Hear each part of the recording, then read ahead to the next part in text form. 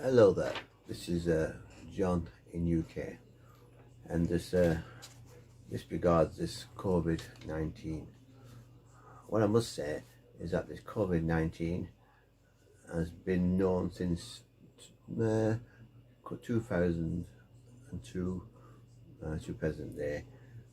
Different variations. There's been 7 strains of coronavirus known to date since 2002. And what I'm getting fed up of is that the local government in this UK with Boris Johnson is saying that this is a new thing, a new virus, a new pandemic, and they are trying to keep getting into control with the lockdowns and stuff like that. But but a lot of people, as myself, have been doing some research on the internet, and I've come up with a lot of things about it, and also records of coronavirus. Like I said, the 7 strains of it, and the first one was known with SARS virus, which was 2002 to 2003, and that was also attacking the respiratory, the lungs, the respiratory syndrome. And it was called SARS-CoV-2, and then later on we got what do you call it, MERS-CoV. It's a similar thing, but anyway, all I'm saying is there's been 7 strains of coronavirus known since 2002 to today. They came out with a couple of films, one called Pandemic in 2007, which was about the coronavirus in them days, and this depicted exact same symptoms as we do today. So it has been known. So why the hell hasn't any vaccines and anything to curb this strain of virus of today been done in the past? And one of the reasons is that a lot of people were paid a lot of money. 45,000 researchers lost their jobs.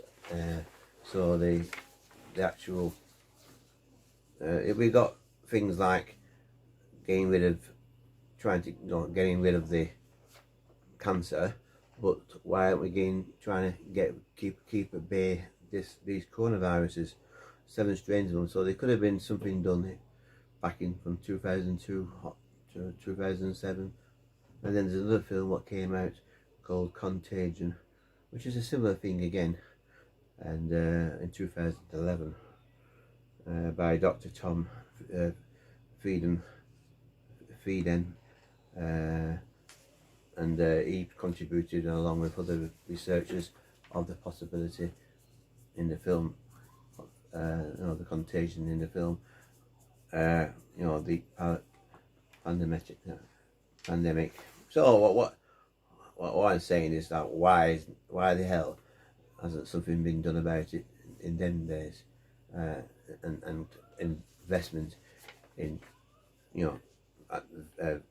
vaccines to curb this virus when it comes out. And it's cost the country billions and billions of pounds, which could have been saved if they let these people do the research and came up with cures back in them days. So, and there's also another person called there's Dr. Tom Frieden, and then there's Professor Gabriel Leong. Professor Gabriel Leong, he's a foreign researcher who knows everything about SARS virus, and he's the principal person who knows the possibilities of this becoming a really serious pandemic. And he says on a program called 60 Minutes in Australia that there's possibilities of a 40% of the world could die, and maybe 60%, mainly old people. So that tells you, and we know that there's been a lot of talks about overpopulated world, and this, we got this this, we're trying to reduce the ozone layer, and reduce, so having all these people die might be a good thing, which I don't think it is, but they're trying to get things reduced, to reduce this global warming. So why haven't we done anything about this virus, which has cost billions and billions of pounds, and a loss of many jobs of businesses, or will not come back into action after this lockdown in UK. This is April 2020. So as we say, we know about the film, and then if you watch the Hurley show, Could Contagion Virus in Real Life, by Dr. Tom Friedman, uploaded on the 12th of September 2011, which I'll put links below about these things, and also about the other Dr. Gabriel Leong. So all I'm saying is that we've been told to stay in and all that, and it's a new thing. It's not a new thing, it's been going on for years. So why has it not been sorted out? There's even papers on the internet where you can download explaining about it, which I'll put links underneath this video to all the links I've got in this letter I sent to I sent a letter to the guys, to 10 Downing Street, but they probably ignore it. But there's a publications about the coronavirus back in 23rd of the 7th 2015, which that's the date it was filed. But like I said, they've known about it since 2002 onwards. The Chinese people eat a lot of food that we would never dream of eating, like pangolins, snakes and bats and the likes, cats, dogs, crocodiles, badgers, beavers and the like, which I'll put a list on below.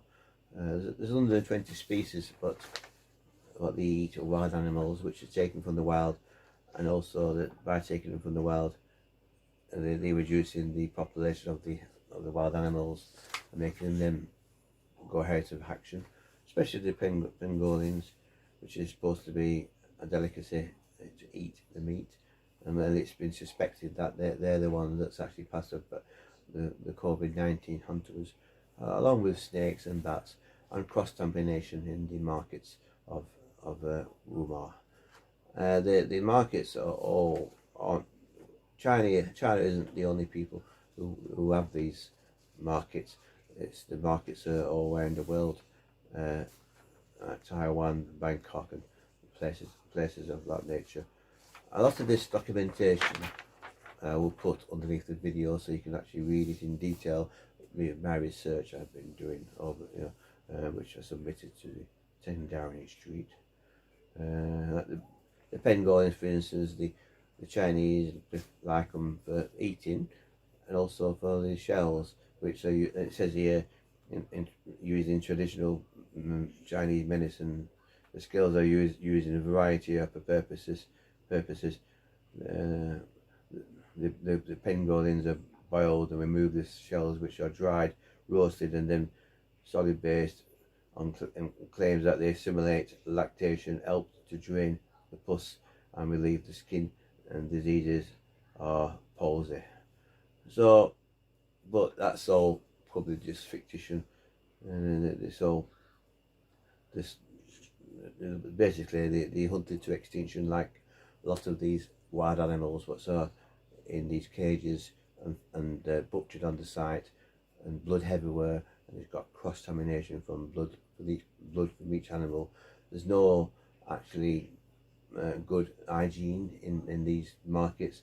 You know, they don't wear gloves, they don't clean the hands, they don't, when you go to, some of them don't have good facilities for toilets, and they don't even clean the hands after they've been to the toilets, they don't have toilet rolls, and they don't keep the, like in our country, if after a butcher's day is through, we go around and bleach with bleach water and clear the decks of the what we've been doing on that day. Also in between each pieces, like if you want if you're doing lamb for instance and there's lamb's blood on the, you would then clean it with bleach, and then carry on and do that, and that's a proper procedure. But in these markets around the world where they sell these wild animals, which are in cages, and they all sharing rooms in warm temperatures, and also these viruses from each animal which normally would not meet are all in this small space cages, and they're very stressed out because they know they're going to get killed. You know, I've seen cats on you see on the videos, you look at it, you'll see cats and dogs and all sorts being killed. Also the seafood market, they're one of their delicacies is they've got water beetles in China. They like water beetles, which I like water chestnuts, but I wouldn't like to eat water beetles. I wouldn't like to eat any of these wild animals really. You know, we're all happy to have cow, lambs, and sheep, and chickens and turkey and stuff like that. I think that's all we need. But they haven't got access to that because it's too expensive. So one of the reasons why they have these markets is because they're very poor. So they have these. They pinch the wild animals for the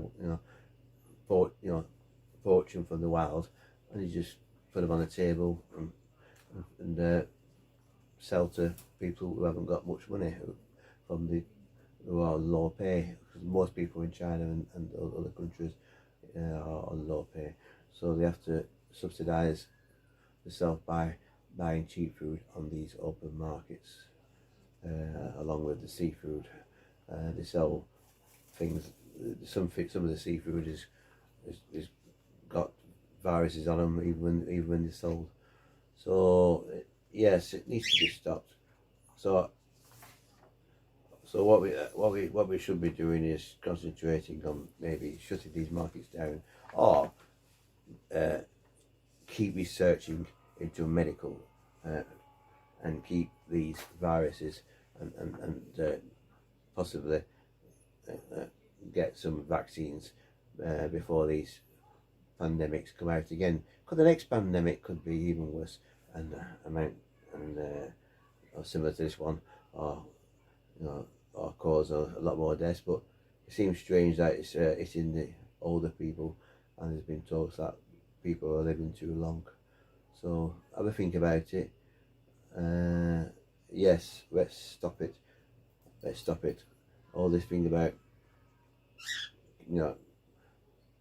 staying in, losing his jobs, being poor, is all amounted to the governments of the not just this government, the governments of all around the world haven't invested in proper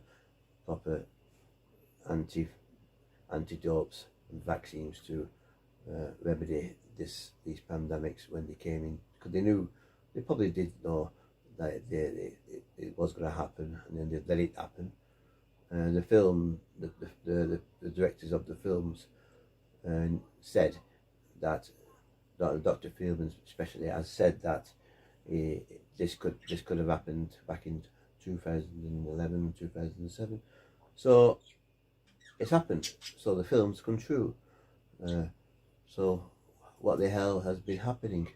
Why hasn't research been into stopping it? In some way, closing the markets, or developing vaccines for the viruses that they've known about on record for all these years. So yes, you have a think about it. I'll put a lot of information below. You know, I'll do some cut and pasting with the links, what I would like you to watch, and also just think about it, that we have been conned into thinking that it's new and it's not new. So take care, everybody. Have a good day. Be safe. Be happy if you can, and hopefully you'll be able to be in groups amongst your friends and family, and but remember, even after the lockdown, this is not going to stop. This, until they get a vaccine for this COVID-19, it's not going to stop for a while, a year or two, until they get a good vaccine to protect people from ever getting this here.